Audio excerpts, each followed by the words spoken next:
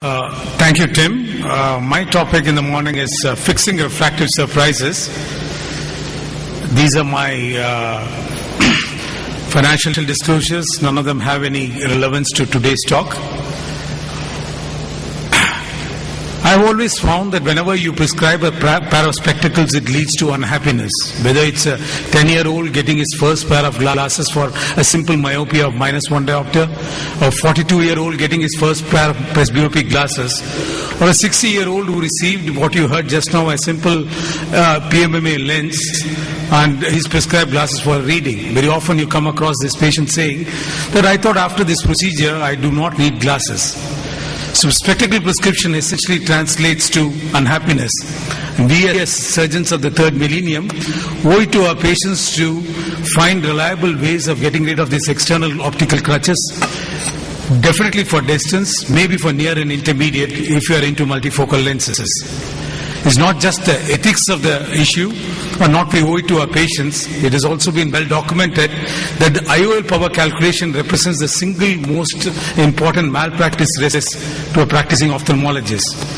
So again, when you're talking about higher-end lenses like multifocal lenses, it's very often not the dysphotopsia which dissatisfies the patient, but a residual refractive error. So of course you would have adapted all that you can to avoid an inappropriate refractive outcome. But in case you land up with that, there are several different options that you could do. Obviously, as I mentioned, prevention is the best cure.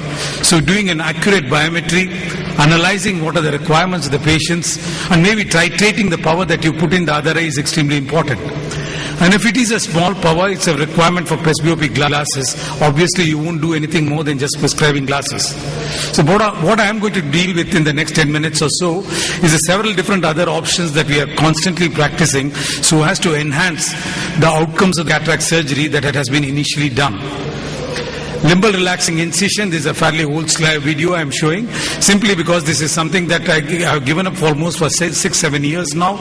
A very simple procedure that can be done. As in this case, it can be done in the initial stage of the surgery, or it can be done after the lens implantation, or more often after 3 months after the surgery. But to me, radial keratotomy is something, limbal relaxing incision is something like radial keratotomy. It works. How much it works, how predictable it is something that you cannot say. Again, whatever little effect that you achieve initially often does not persist over time. So it is a fairly inaccurate surgery, and if you have obviously no access to other better mechanisms, then maybe you have to adapt it, especially for small grades of astigmatism.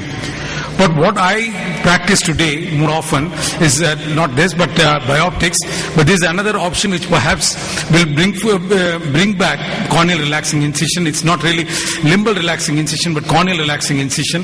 We have just got our femtosecond cataract surgery instrument installed, so we don't have much experience. But essentially, pad incisions are what are made on the cornea, and depending upon the distance at which it is made from the center of the cornea, it has a astigmatic corrective impact. The good news is that you need not open it on the table, but leave the superficial surface, the epithelium, the Bowman's intact, and subsequently titrate the depth of the incision, the length of the incision to correct the astigmatism that you get. Obviously, these are early days as far as this technology is concerned, but I'm sure as time goes on, basically in conjunction with the primary cataract surgery, this would get established as one of the best ways of addressing astigmatism as and when it arises. What we do constantly today is a bioptics procedure, where after having waited for about 3 months' time, we estimate the amount of sphere and cylinder that is there, and subsequently you can see the reflexes from the intraocular lens that is there is no different from a conventional LASIK treatment.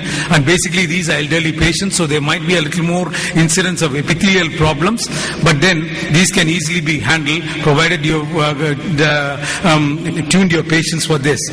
We routinely offer this as an upgrade for all our multifocal implant patients. You can see the edge of the capsular rexus in this particular case. And basically these patients the response is a little more than the younger patients.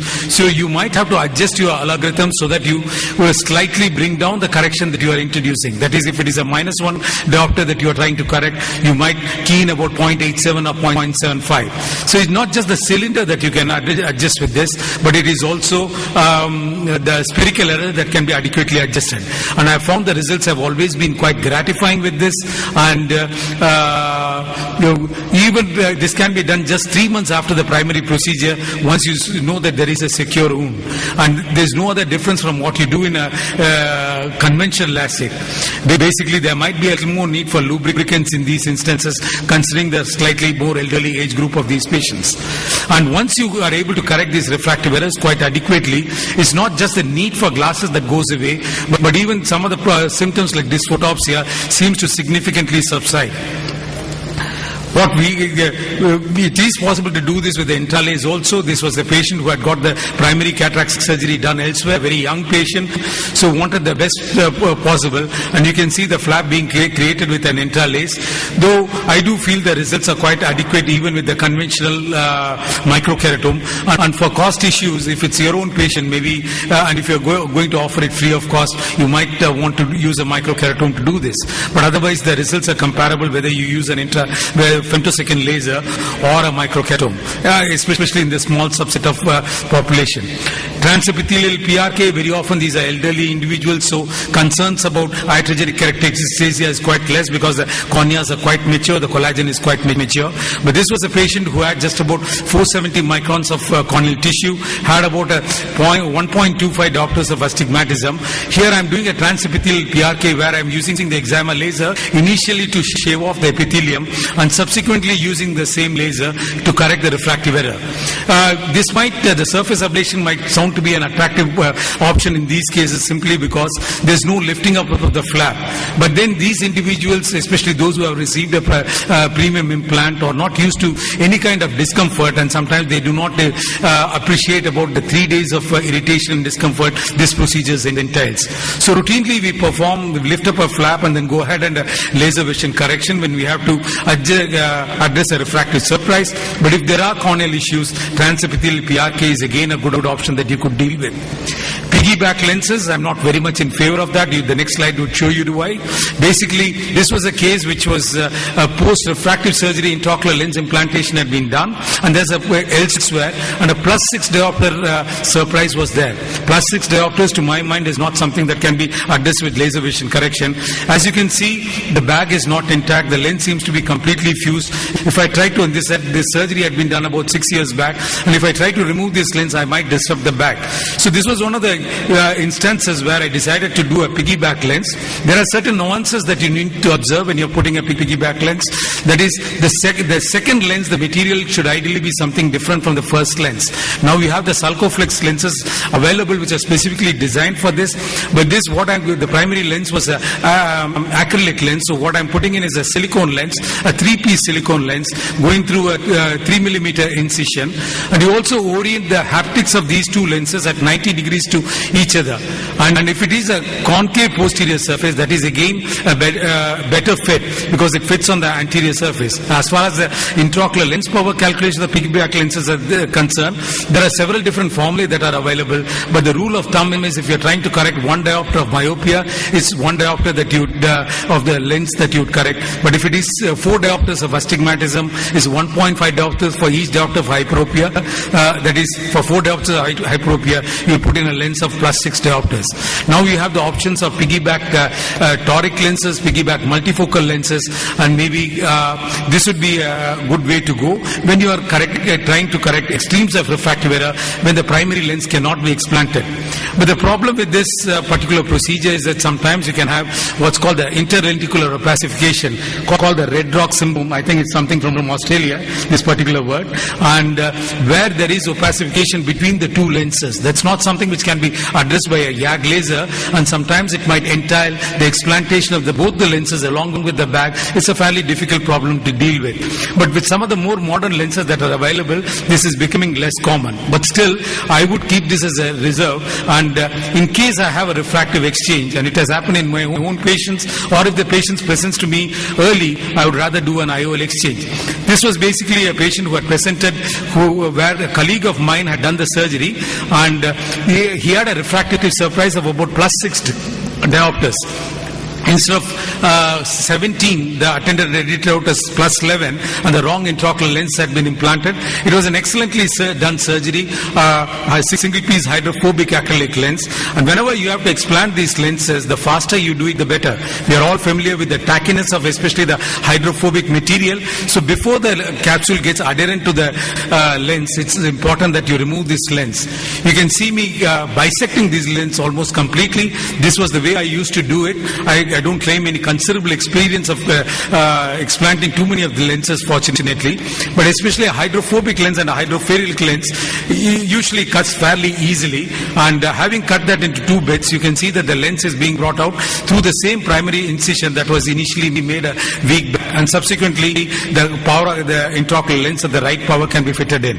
Once you realize there has been an inappropriate lens that has been put in, the faster you do it, the better, before the lens becomes adherent to the capsule. But visco dissection, even after 6 months or a year, it's possible to do this. Here I am adapting a little different technology, and here again you find that it's a single piece hydrophobic acrylic lens, inappropriately implanted lens by one of my colleagues. And what I'm doing here is slightly different. I do not bisect the lens, but just cut 1/4 of the lens. I have found that it's not necessarily necessary to completely split it into two halves. Just you have to have the anterior chamber nicely filled up with a high molecular weight viscoelastic, and just cutting into 1/4 is enough. And then subsequently with a hand over hand technique, without enlarging the incision, whether it's a 2.2 or a 2.8 millimeter incision, you can comfortably bring this lens out of the anterior chamber, and that's exactly what is being done. But of course, if you're not comfortable doing this, and it's a very rare situation you come across, sometimes it might be a good idea to just put a 5 millimeter incision and then take this lens out. Even if it's a 6 millimeter optic, the lens does tend to fold at the incision, and a 4.5 or a 5 millimeter incision might be enough for you to bring the whole lens out. But this is a more elegant way of doing it, either bisecting it or just splitting into 1/4 and subsequently removing the lens, and then of course implanting the IOL of the right power inside. So I do submit that if you have feel that the power is inappropriate and it's a large issue which cannot be addressed by a laser vision correction, you do not hesitate to do a IOL exchange. Toric intraocular lenses are gaining more and more prominence, and you owe it to your patients to get the most optimal outcomes out of them. Sometimes because of primary implantation is not quite right, or because of subsequent rotation of the lens, the results that you have might be inappropriate. What you find here is this is a pre-rotation and this is post-rotation. It's a I use a Hoya high trace to exactly estimate these cases, but you can also get enough information with the company itself, or you can identify it yourself. Essentially, this tells me, I'm not going to the details of this, this tells me that the lens is mislocated by about 28 degrees, and that's rotation by 28 degrees is fairly simple. All I do is to, from the primary position, I place two small marks with 26 gauge needle. That small subconjunctival hemorrhage is enough for me to reposition the lens. It's just a 15-second procedure done under topical anesthesia, and you can comfortably reposition the lens. No viscoelastic is used because the viscoelastic itself sometimes predisposes to rotation of these lenses. So it's just an irrigation cannula inside the anterior chamber, and the lens being brought into position in the right place. And this is once again reiterating the pre-rotating the pre-post-rotation. So it's not the quality of the lens that you're using, but it's the quality of the surgery, the perioperative care that you are exercising that leads to optimal outcomes. YAG capsulotomy was thought to have some refractive impact, but literature does not show that it has an adequate impact. So more often I use it only to get rid of the opacification that is there. So I do feel that fixing refractive surprises in cataract surgery is essential and possible, and today it forms an integral part of a high-end cataract surgery, and you owe it to yourself and to your patients to offer it as and when it is required. Thank you so much for your kind attention. Thank you, Ram. We've got a couple of minutes for questions. Can I ask you just to frame up for the comprehensive ophthalmologist who doesn't have their own eczema refractive laser? Essentially, we have three options. We can exchange the implant, we can piggyback the implant, or we can refer the patient off for corneal refractive surgery. Just very simply, do you have an algorithm to guide us Of those three options, why do you do one rather than the other? What's the pros and cons in terms of safety and efficacy? I do believe that it depends upon the refractive surprise that you are facing. If it's a large refractive surprise, then obviously you would exchange the lens. But if it's a 1 diopter or a 0.75 diopters, if it's a multifocal lens and just that needs to be corrected, he owes it to the patient to refer the patient off to a center where laser vision correction can be done. So for the fine tuning of a toric or a multifocal, they're better referred for corneal refractive work. If you end up with a plus 2 diopter hyperopic surprise, would you exchange that lens, put a sulcus correction in? Because presumably if you have that error, you've got to work out why you have the error. So if you're going to exchange, are you going to put a fudge factor into your biometry? So how do you calculate the power if you want to exchange, or would you go to a primary sulcus piggyback? So basically, if I have a plus 2 diopter surprise, I would definitely like to go ahead and exchange my lens. And as far as I think, I would entirely go by my own biometry and basically redo the biometry, check on the other eye also, and then go ahead and implant the right kind of power.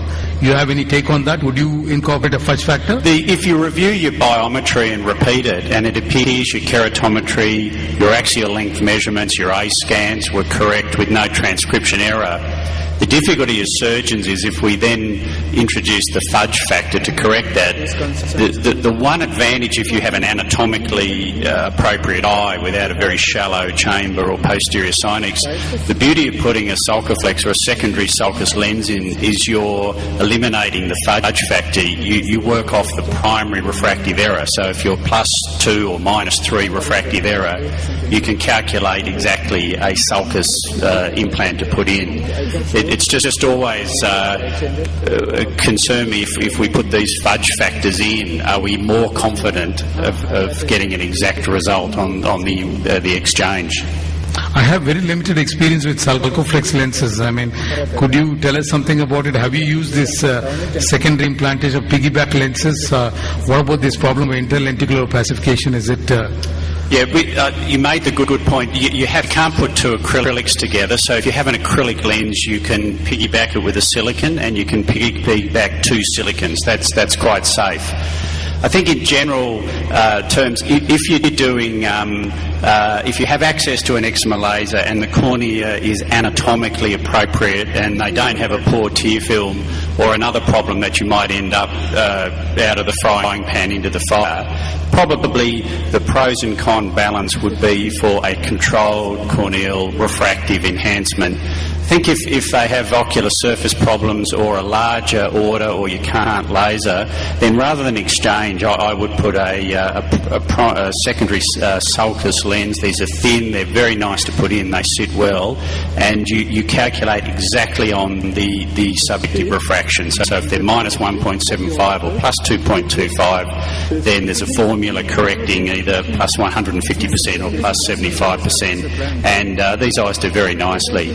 When you've tried to explant one and either torn the capsule, ruptured the zonule, or caused endothelial damage, you're always a little hesitant going back in the second time. Thank you. I have a question. Can you check Dr. Ramamurthy, Yeah. You said that toric IOL, once a rotation is there, we again go inside and rotate the lens back into position.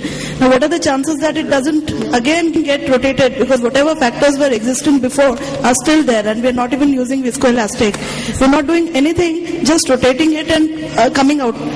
How often have you experienced that it gets back into the same rotation position? Frankly, with the established toric intraocular lenses that I commonly use, I have not had a single occasion where I had to rotate the lens, a well-positioned lens again. But this was a lens which was given to me for a trial, and then I implanted this lens. I'm not very familiar with this lens, and I think this has just been recently introduced and this rotated. And so I put this back in place. I do believe that that sometimes I've noticed that, when the chamber shallows at the end of the surgery, there is a little bit of rotation of these intraocular lenses. And so, if the viscoelastic has not been completely removed, the lens can rotate. And of course, some of these newer lenses which have still not been completely stabilized, you could face this problem. So essentially, if it was a couple of degrees, I might have just left like this. But as you saw in this, there was almost a 28-degree rotation, and the patient had almost the entire astigmatism that was left over. One of my attractions was to just replace this lens, but then I thought, let me just see whether it's because. So that's the reason I did not use any viscoelastic. Just under irrigation, I did this procedure, and fortunately, it worked out quite well for this patient. But if a well-done toric intraocular lenses, the ones we are currently using with a 360-degree overlap of the rexus margin, if your primary surgery has been quite accurate, then most often you do not face this problem.